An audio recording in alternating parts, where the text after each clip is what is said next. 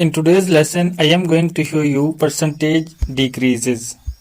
So the formula of the percentage decrease is this decrease amount is equal to original value multiplied by percentage over 100.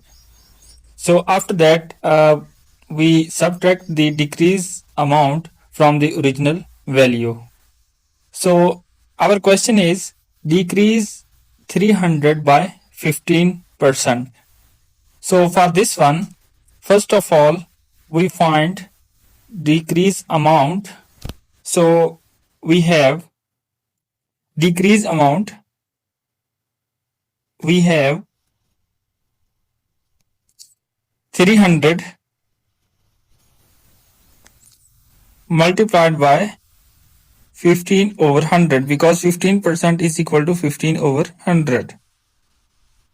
So now we cancelled these two zeros by these two zeros and then we multiply 3 by 15, that is equal to 45. So now this is decrease amount. Now the formula of the new value is equal to original value minus decrease amount. So the original value we have 300 minus the decrease amount we have 45. So then we subtract 45 from 300. So our answer is 255. That is our answer. Now for sake of practice, we take another example. Decrease 600 by 20%. So for this, first of all, we find the decrease amount.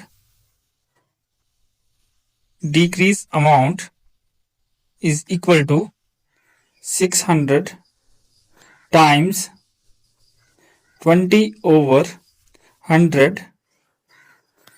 Then we cancel two zeros by two zeros. So then we have 6 times 20, that is equal to 120. And after that, our formula of new value is original amount, that is 600, minus decrease amount, that is 120. So our answer is 480.